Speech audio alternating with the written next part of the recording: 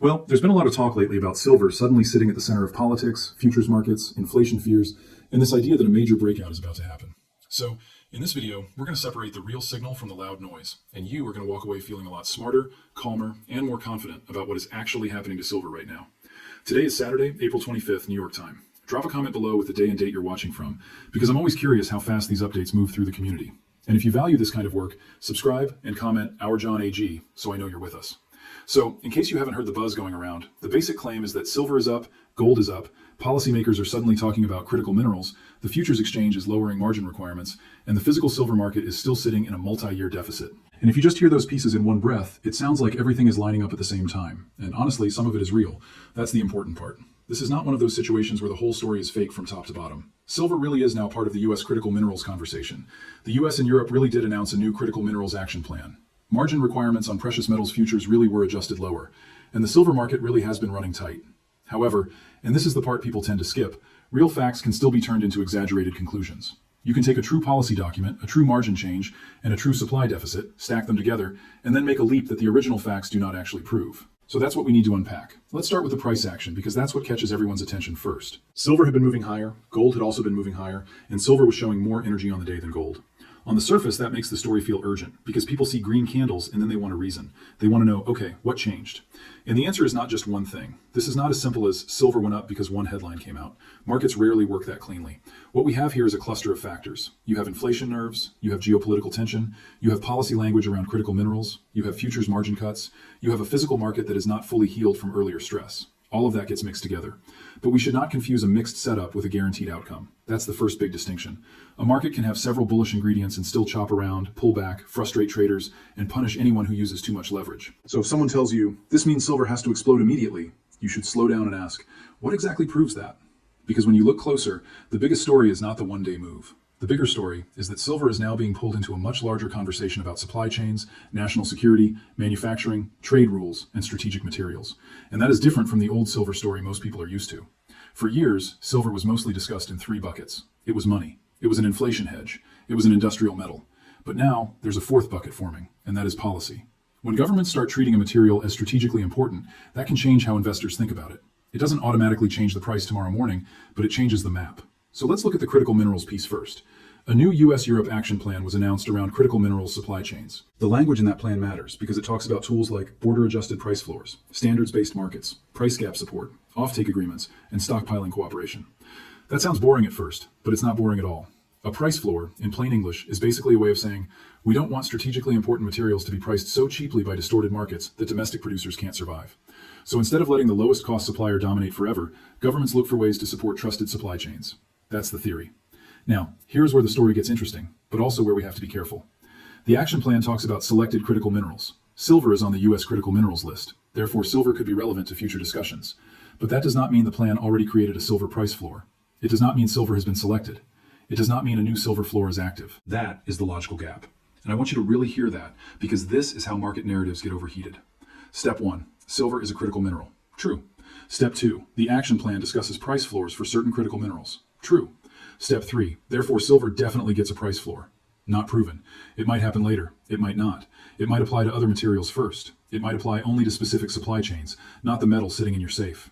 That does not make the policy news unimportant. It is important. It just means we need to label it correctly. It is a door opening, not a deal completed. It is a policy signal, not a finished rule. It is the beginning of a process, not the end of the process. Now, why would the US and its allies even be talking about these tools? The broad answer is supply chain resilience. A lot of critical minerals processing is concentrated in a small number of places, and when one country or one region controls too much of a supply chain, that creates leverage. It creates risk for defense, electronics, energy, vehicles, and advanced manufacturing. Silver fits into that broader industrial picture because it is not just a shiny metal. It is used in electronics, it is used in solar, it is used in automotive systems, it is used in medical and electrical applications. And as the economy becomes more electrified and more data heavy, high conductivity materials become more important, not less. But here again, there is nuance. Silver demand from some areas can cool when prices get too high. Solar manufacturers can thrift, which means they use less silver per unit.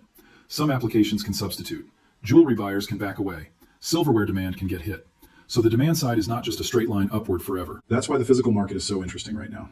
Based on recently published numbers, the silver market is still expected to remain in deficit again this year, and that would make it another year in a long stretch of deficits. But the composition of demand is shifting. Investment demand is doing more of the heavy lifting, while some industrial and discretionary categories are not as strong as they were. That matters because if investment demand is the marginal buyer, sentiment becomes more important. When investors get excited, silver can move violently. When investors step back, liquidity can improve and the price can cool off. So the deficit is real, but it does not mean every month has to be a squeeze. This is exactly where I think a lot of people get the story partly right and partly wrong. They correctly see that inventories have been drawn down over several years. They correctly see that supply does not respond quickly. They correctly see that silver is hard to ramp because a lot of mine supply comes as a byproduct of other metals. But then they jump to, therefore, price must go vertical immediately. That brings us to stockpiling, because this is the part that gets everyone's imagination going. The new critical minerals plan includes cooperation around stockpiling. That is real as a general concept. It means friendly governments may coordinate around reserves, disruptions, and strategic supply. But again, it does not say the US is launching a silver stockpile tomorrow. Now, could a silver stockpile become part of a future policy discussion? Sure, it's possible. Silver is now on the critical minerals list, and the US has historical precedent. Decades ago, the government did transfer a very large amount of silver into strategic stockpiles. So this is not a fantasy in the sense that America has never touched silver stockpiling before. But precedent is not a promise. That is the key. The fact that the government held silver in the past does not prove it is about to rebuild that position now. The legal authority, budget, agency responsibility, political priority, and industrial need would all matter. And until those details appear, the stockpile idea should be treated as a possibility, not a confirmed catalyst. Also, there's a historical correction that matters. You may hear people say the old silver stockpile disappeared in the 1970s. That is too neat. The drawdown happened over a longer timeline, and records show meaningful amounts still existed after that decade. The end of the stockpile era came later than many people casually say, so even the history needs to be handled carefully. Now let's talk about inflation, because this is where emotions really take over. There are people saying inflation is about to replay the 1970s. There are people saying cash is doomed. There are people saying gold and silver holders could see life-changing upside. And look, I understand why that kind of talk spreads. People are tired, prices feel heavy, energy shocks hurt, grocery bills still matter. But official inflation data is not showing 1970s inflation right now. The latest public numbers show headline inflation in the low single digits on an annual basis, with energy doing a lot of the recent damage. Core inflation is lower than the headline, which tells us that the oil and fuel shock is a big part of the story. Now, could inflation get worse if energy prices stay high, shipping costs rise, and businesses pass fuel costs through the system? Yes, that is a real risk. Energy is like a tax on motion. It affects commuting, trucking, flying, manufacturing, farming, and delivery. When energy jumps, the impact can show up later in other goods and services. However, there is a big difference between saying inflation risk has increased and saying hyperinflation is here. Those are not the same sentence. Hyperinflation is a breakdown level event. That is not what the official data currently shows. So if you own silver because you want insurance against monetary and inflation risk, that can be reasonable. But if you are buying because someone promised a wild overnight wealth multiple, that is not analysis. That is marketing. And this is where I want to challenge one of the loudest claims floating around. The idea that gold and silver holders are automatically going to multiply wealth many times over while everyone else gets destroyed is emotionally powerful, but it is not a plan. It's a fantasy unless you attach math, timelines, probabilities, and exit strategy. Because let's be honest, if silver goes up because the world is genuinely breaking, that is not the clean victory people imagine. In that kind of environment, spreads widen, taxes can change, dealers can limit purchases, governments can intervene, and everyday life becomes harder. You do not want chaos just because you own metal. What you want is repricing in a functioning market. Now, let's shift to the futures market because the margin change is real and it is important, but it is also being misunderstood. The exchange lowered performance bond requirements across precious metals, and silver had one of the bigger adjustments. In normal language, that means traders need less collateral to control the same futures exposure. So, does that make silver cheaper? No, not the metal itself. It makes the futures position less capital intensive. Think of it like the deposit required to rent a powerful machine. The machine is the same size, but the deposit is lower. That can invite more people to use it, but it also means mistakes can get more painful. Lower margin can increase participation. It can increase liquidity. It can make leveraged long positions easier to hold. But it can also make leveraged short positions easier to hold. And it can increase volatility if traders pile in too aggressively. So when someone says, margins were cut, therefore silver must go up, that is too simple. The exchange does not usually cut margin as a gift to bulls. Margin is a risk control tool. It gets reviewed based on volatility, collateral coverage, and market conditions. If measured volatility comes down or risk models change, margin can come down. That can be supportive, but it is not a directional forecast from the exchange. This is an important distinction. A margin cut is not the exchange saying, we think silver is going higher. It is more like the exchange saying, based on our risk framework, this is the collateral level we're comfortable with right now. Traders can interpret that as bullish, but the actual document is not a price prediction. Now, could the market still react bullishly? Absolutely. If a lot of traders were waiting for lower capital requirements, and if the broader narrative is already positive, then lower margin can add fuel. It can make it easier for speculative money to enter. It can encourage momentum. And silver, because it is smaller and more emotionally traded than gold, can respond quickly. But there's a trap here. Lower margin makes leverage easier at exactly the moment people feel most confident. That is when discipline matters most. If you are a physical stacker, margin changes may not affect your day-to-day life. If you are a futures trader, they absolutely matter. But they are a tool, not a guarantee. So let's put the three major pillars side by side. Pillar 1, policy. Silver is now in the critical minerals conversation, and that could matter. Pillar 2, market structure. Futures margin is lower, which may change participation and leverage. Pillar 3, fundamentals. The physical market remains tight, with deficits and inventory drawdowns still part of the picture. That is a real setup. I'm not dismissing it. In fact, I think it is one of the more interesting silver setups we've seen in a long time. But the honest version is more powerful than the hype version. The honest version says silver has meaningful support, but the timing is uncertain. The hype version says everything is confirmed and the moonshot starts now. Those are very different. Now, let's go deeper on supply, because this is where the long-term thesis gets its backbone. Silver mine supply is not like turning on a kitchen faucet. A lot of silver comes from mines that are mainly producing copper, lead, zinc, or gold. So even if silver prices rise, a big chunk of supply does not respond directly to silver. The mine owner may care more about the main metal. That creates an unusual situation. Higher silver prices help, but they may not instantly create more silver. New mines take years. Permitting takes years. Financing takes years. Community approvals, energy costs, labor costs, and equipment shortages all matter. Recycling can help, but recycling also depends on collection, refining capacity, and whether holders are willing to sell. This is why silver can stay tight longer than people expect. Not because silver is magic, but because the supply chain is slow. When demand rises quickly and supply responds slowly, price becomes the messenger. It tells users, investors, recyclers, and producers to change behavior. But demand is not immune either. If silver gets expensive enough, manufacturers look harder for savings. Solar companies reduce silver loading. Electronics designers try to optimize. Consumers delay jewelry purchases. Some investors take profits. That's why I don't like the phrase, the only solution is higher prices, unless we add the second half. Higher prices are one solution, but they also create their own response. Still, the deficit matters. A repeated deficit means the market has been leaning on above-ground inventories. That is, like a household spending more than it earns and covering the gap from savings. You can do it for a while. You might even look fine from the outside. But the longer it continues, the more sensitive you become to surprises. And silver has had several surprises already. There was heavy investment demand, there were vault movements, there was tightness in London, there were moments when leasing conditions became uncomfortable. Then liquidity improved, metal moved, demand cooled in some places. That is why the market did not simply break, it adjusted. So when we look ahead, the better question is not, will silver go straight up? The better question is, what would tighten the market again? A renewed wave of investment buying could do it. Stronger Indian demand could do it. Large inflows into funds that store metal in London could do it. Policy headlines could do it. A new energy shock could do it. A production issue could do it. On the other side, what could cool silver? A stronger dollar could do it. Higher real yields could do it. Weak industrial demand could do it. More recycling could do it. Investors taking profits could do it. Better physical liquidity could do it. And if policy talk takes months with no concrete action, the excitement can fade. Now, I want to come back to the critical minerals label, because it is easy to underestimate what changed there. Being on the list does not give silver a magical price. It does not force the government to buy your coins.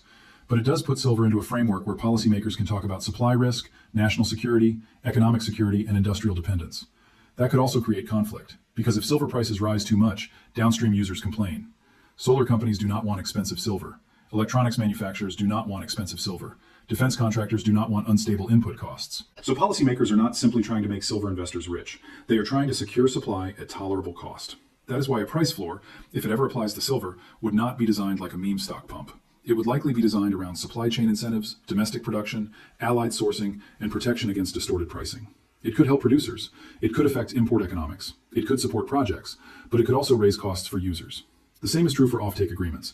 That sounds technical, but it means buyers commit to future production, often helping a project get financed. In critical minerals, offtakes can be more important than spot prices because they give miners and refiners confidence that demand will exist. If silver-related projects ever got that kind of support, that would be meaningful. Now, what about gold? Gold is moving too, but gold's story is cleaner. Gold is mostly monetary, geopolitical, and central bank driven. Silver has the monetary piece, but it also has the industrial piece. That makes silver more explosive at times, but also messier. It can behave like a precious metal one week and an industrial input the next. That's why the gold-silver ratio gets so much attention. When the ratio is high, silver bulls say silver is cheap relative to gold. When the ratio falls, they say silver is catching up. There is some usefulness there, but the ratio is not a law of nature. It can stay high or low longer than people expect because gold and silver do not have identical demand profiles. Now, for the average viewer, the practical question is probably this: should I be excited, worried, or patient? My answer would be yes, but in the right order. Be excited that silver is finally getting attention from multiple angles. Be worried enough to avoid reckless leverage. And be patient enough to let a long-term thesis develop without needing every Monday to be fireworks. Because markets love to punish people who are right for the wrong reason. You can be right that silver is important and still lose money if you overpay, overtrade, or use leverage you don't understand. You can be right that policy is shifting and still get frustrated if implementation takes months or years. You can be right that deficits matter and still sit through pullbacks. That is why position sizing matters. Time horizon matters. Cash reserves matter. Physical versus paper exposure matters. If you're buying physical silver, your plan is different from someone trading futures. If you're holding mining stocks, your risks are different again. If you're using options, the clock is your enemy. These are not the same game. And if you're successful, share your success story in the comments so others can stay motivated. Not to brag, but to help people see that discipline, patience, and learning can actually work. There are a lot of new people entering this space during exciting headlines, and they need grounded examples more than hype. Now, let's talk about what I would watch next. First, I would watch whether the Critical Minerals Action Plan produces actual pilot projects. Not speeches, not vague language, actual projects. Which minerals, which countries, which mechanisms, which deadlines. That is where the policy story becomes measurable.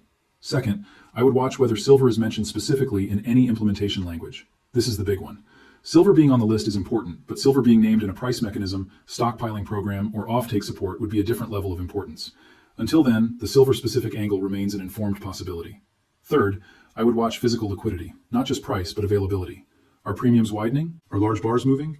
Are vault inventories shifting? Are lease rates rising again? Are funds adding metal? Is Indian demand returning? Price is the headline, but liquidity is the plumbing. Fourth, I would watch the futures market after the margin change. Does open interest expand? Does volume grow? Do speculative longs increase? Do commercials lean harder against the move? Lower margin can bring activity, but the composition of that activity matters. Fifth, I would watch inflation expectations more than one single inflation print. One hot month can scare markets. A trend changes behavior. If consumers, businesses, and bond markets begin to believe inflation will stay higher, that is more supportive for precious metals than a one-off gasoline spike. This is where the current macro backdrop matters. The economy is dealing with energy pressure, geopolitical uncertainty, policy uncertainty, and a central bank that still has to think about inflation credibility. That environment can support gold and silver, especially when investors lose confidence in smooth outcomes. So where does that leave us? In my view, silver has moved from being a niche, hard money trade into a more complex strategic asset discussion. That does not mean every bullish claim is true. It means the conversation has upgraded. The people watching silver now are not just coin buyers. They include policy people, industrial users, macro traders, and supply chain analysts. Now, I know some people want a simple answer. Is this bullish or not? My answer is yes, the overall setup is bullish, but not for the cartoon reasons. Not because hyperinflation is guaranteed, not because a silver price floor has already been created, not because a government stockpile is definitely coming before year end, not because lower margin forces silver higher. It is bullish because the number of serious conversations around silver is increasing. It is bullish because policy relevance has improved. It is bullish because the physical market has less slack than it used to. It is bullish because investment demand can return quickly. It is bullish because supply is slow to respond. That's the cleaner case. But the cleaner case also says, respect risk. Silver is famous for violent moves in both directions. It can make people feel brilliant and then humble them in the same week. So if you're building a position, think in layers, think in time, think in probabilities. Don't let one headline force you into a decision you wouldn't make calmly. For physical holders, the question may be simple. Do I want long-term exposure to a metal with monetary history, industrial relevance, and growing policy attention? If yes, then short-term volatility may be part of the cost of admission. For traders, the question is different. Where is my invalidation level? What is my risk? And what happens if the market moves against me fast? And that brings me to the point people forget when everything looks exciting. The best silver thesis is not built on panic. It is built on patience. Panic buys tops. Patience builds positions. Panic believes every rumor. Patience waits for confirmation. Panic needs the market to move tomorrow. Patience understands that structural stories take time. So if silver gets a big move after these developments, don't be shocked. The ingredients are there for volatility. But if silver pauses or pulls back, don't be shocked either. The market may need to digest what is real and what is still speculation. A pullback would not erase the critical minerals shift. A rally would not confirm every rumor. Both things can be true. That's why I keep coming back to separating fact from fiction. Fact. Silver is officially in the critical minerals conversation. Fact. The US and Europe are exploring tools that could reshape selected critical mineral supply chains. Fact. Stockpiling cooperation is part of the policy language. Fact. Precious metals margin requirements were reduced. Fact. Silver fundamentals remain tight by recent historical standards. Fiction, or at least not proven. Silver already has a government-backed price floor. Fiction. A new US silver stockpile has already been announced. Fiction. Lower margins guarantee a price spike. Fiction. Official inflation is already in runaway territory. Fiction.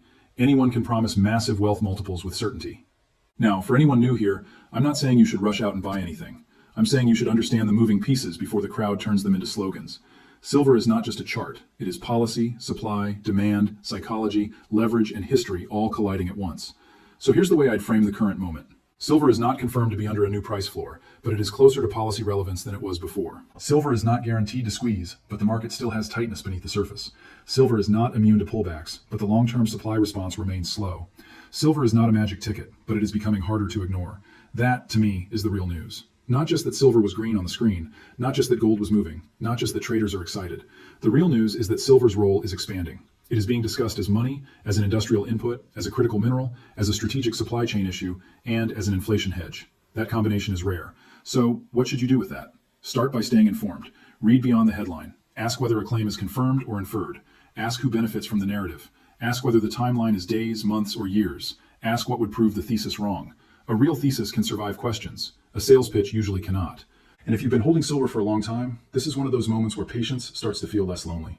The market is finally discussing things that stackers have talked about for years: deficits, strategic use, monetary uncertainty, and supply chain fragility. But patience still matters. The recognition phase can be messy. If you're new, don't let excitement push you into bad habits. Learn the difference between physical silver, futures, exchange-traded products, mining stocks, and options. They all connect to silver, but they are not the same exposure. One is metal, one is leverage, one is financial paper, one is corporate risk, one is time decay. Mixing those up can be expensive. Now, before we wrap, I want you to answer this in the comments. Do you think silver's biggest driver from here will be policy, inflation, or physical supply tightness? Pick one.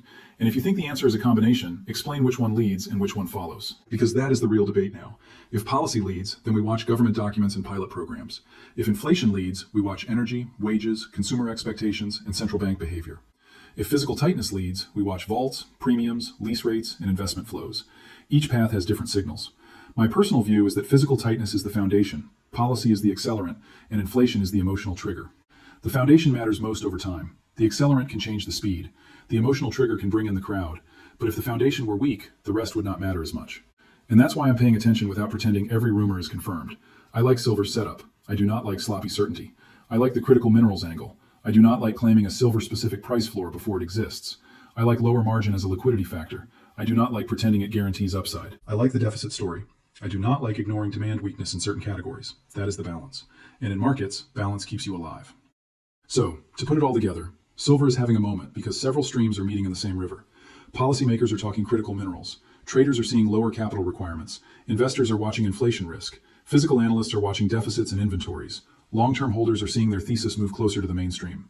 If the next update brings a silver-specific policy action, that would be a bigger deal. If margin changes lead to a surge in open interest, that would be worth watching.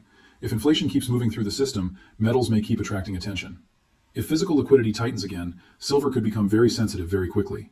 But until those things happen, we deal with what we know. Silver is important. Silver is volatile. Silver is strategically more relevant than before. And silver is still a market where patience, risk management, and clear thinking matter more than hype. So, don't root for the system to break. Don't build your future on a collapse fantasy. Root for fair repricing, functioning markets, honest signals, and the ability to make good decisions while everyone else is getting emotional. That's the better outcome. And if you ever lose sight of the thesis, come back to the basics. Supply is slow, demand is diverse, inventories are finite, policy attention is rising, inflation risk is not gone, leverage cuts both ways. And silver, maybe more than any other major metal, has a way of sleeping for a while and then moving all at once. Thank you for watching, and remember, this is for education and market understanding only. I'm sharing how I'm reading the silver story, not telling you what to buy or sell. Your situation, your risk tolerance, and your time horizon matter. So think carefully, do your own work, and never let a dramatic headline make financial decisions for you.